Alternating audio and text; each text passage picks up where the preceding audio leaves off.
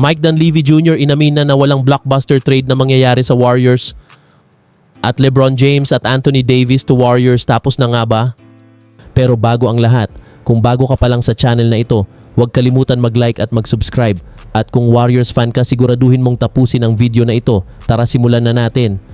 Unti-unti nang tinatanggap ng maraming Golden State Warriors fans na maaaring walang malaking trade o blockbuster signing na mangyari ngayong off-season. Matapos mabigo ang mga pangarap na makuha sina Giannis Antetokounmpo at tila lumiliit na rin ang tsansa kay LeBron James, lumalabas na tila kontento ang Warriors sa halos parehong roster mula nung nakaraang season. Ayon sa artikulo, matagal nang ipinahiwatig ni Warriors General Manager Mike Dunleavy Jr. ang direksyon ng koponan. Noong Mayo, sinabi niya, "I don't think we came up short because of the talent on the roster." Sa madaling salita, naniniwala si Dunleavy na hindi kakulangan sa talento ang dahilan kung bakit hindi naging matagumpay ang Warriors noong nakaraang season. Noong una, maraming fans ang nag-isip na baka isa lamang itong taktika o smokescreen bago gumawa ng malaking hakbang sa off-season. Ngunit habang lumilipas ang panahon, tila malinaw na seryoso siya sa kanyang sinabi. Sa halip na gumawa ng malaking pagbabago, pinili ng Warriors na panatilihin ang karamihan sa kanilang pangunahing manlalaro. Kabilang sa mga naibalik o nadagdag sa roster sina Kristaps Porzingis, DeAnthony Melton, Al Horford, Charles Bassey. Bukod dito, umaasa rin ang koponan sa pag-unlad ng rookie na si Axel Lendeborg. Ayon sa may akda ng artikulo, tila naniniwala ang Warriors na kaya nilang manatiling kompetitibo habang hinihintay ang pagbabalik ng mga injured players tulad nina Jimmy Butler, Moses Moody. Kapag kumpleto na umano ang roster, umaasa silang makakaakyat sa top 6 ng Western Conference o kaya'y muling makapasok sa play-in tournament. Gayunpaman, marami pa ring analyst at fans ang nagdududa sa planong ito. Isa sa pinakamalaking concern ay ang edad ng core players. Karamihan sa mga pangunahing manlalaro ng Warriors ay nasa huling bahagi na ng kanilang mga karera, kaya nananatiling malaking tanong kung kakayanin nilang manatiling malusog sa buong 82-game season. Kung muling magkaroon ng sunod-sunod na injuries, maaaring maulit ang naging resulta noong nakaraang taon. Ang pinakaimportanteng takeaway ay lumalabas na matagal nang sinabi ni Mike Dunleavy Jr. na naniniwala siyang sapat ang talento ng kasalukuyang Warriors roster. At ang mga galaw ng front office ngayong off-season ay tila sumusuporta sa paniniwalang iyon. Sa ngayon, nananatiling bukas ang posibilidad ng iba pang galaw ng Golden State, ngunit batay sa kanilang mga desisyon hanggang ngayon, mukhang mas pinili nilang panatilihin ang roster kaysa magsugal sa isang malaking blockbuster move. At ngayon, ayon pa sa kilalang NBA analyst na si Bill Simmons, mas malaki na ngayon ang tsansa na bumalik si LeBron sa Cleveland Cavaliers kaysa lumipat sa Golden State. Si Bill Simmons ay isa sa mga pinakamalalakas na naniwala na posibleng mapunta si LeBron sa Warriors. Sa mga nakaraang buwan, sinabi pa niya na handa siyang tumaya na pipiliin ni LeBron ang Golden State. Ngunit ngayon, tuluyan na niyang binago ang kanyang opinyon.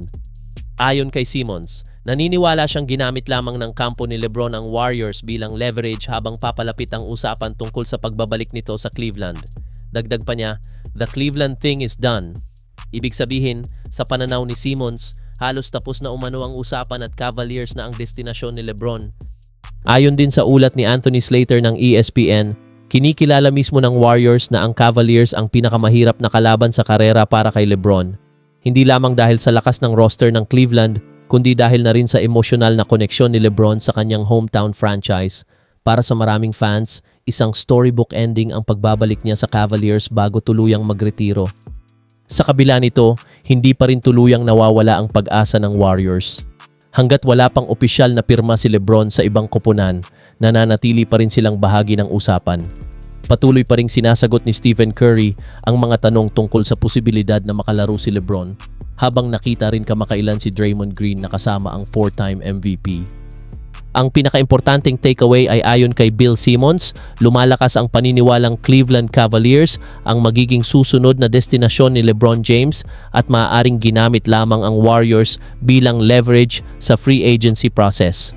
Hanggat walang formal na anunsyo, nananatiling bukas ang lahat ng posibilidad. Ngunit sa kasalukuyan, malinaw na mas lumalakas ang tsansa ng Cavaliers kaysa sa Warriors sa karera para sa serbisyo ng isa sa pinakamalaking bituin sa kasaysayan ng NBA. At ngayon, matapos muling pirmahan ng Warriors si Charles Bassey sa isang 1-year contract Marami ang nagtatanong, tuloy pa ba ang paghabol ng Golden State kay Anthony Davis? Sa unang tingin, maaaring isipin ng ilan na tapos na ang interes ng Warriors kay Anthony Davis. Ngunit ayon sa artikulo, hindi ito nangangahulugang umatras na ang Golden State. Mas malamang na gusto lamang ng Warriors na magkaroon ng sapat na lalim sa kanilang frontcourt matapos umalis si Quinton Post patungong Memphis Grizzlies. Sa ngayon, ang center rotation ng Warriors ay binubuo nina Kristaps Porzingis, Al Horford, Charles Bassey. Ayon sa pagsusuri ng artikulo, posible pa ring ituloy ng Warriors ang trade para kay Anthony Davis. Kung mangyari ito, maaaring manatili pa rin si Bassey bilang insurance dahil kilala rin si Davis na madalas magkaroon ng injury. Isa ring posibilidad na binanggit ay ang pag-trade kay Kristaps Porzingis sa hiwalay na kasunduan kung sakaling dumating si Davis.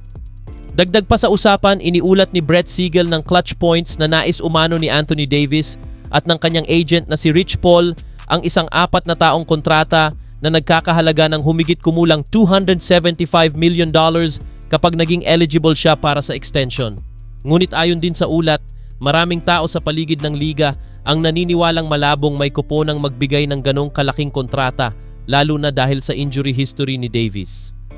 Kung hindi mapagkasunduan ang extension, maaari itong maging dahilan upang mas pag-isipan ng Washington Wizards ang posibilidad ng isang trade. Sa kasalukuyan, mukhang handa ang Warriors na simulan ang season kasama ang kanilang pangunahing mga center, Kristaps Porzingis, Al Horford, Charles Bassey, ngunit habang hindi pa tapos ang off-season, nananatiling posible ang iba pang malalaking galaw, kabilang ang isang potensyal na trade para kay Anthony Davis. Ang pinakaimportanteng takeaway ay ang pagbabalik ni Charles Bassey ay hindi automatikong nangangahulugang tapos na ang interes ng Warriors kay Anthony Davis. Sa halip, nagbibigay lamang ito ng mas maraming option sa frontcourt habang naghihintay ang Golden State kung ano ang susunod na mangyayari sa trade market.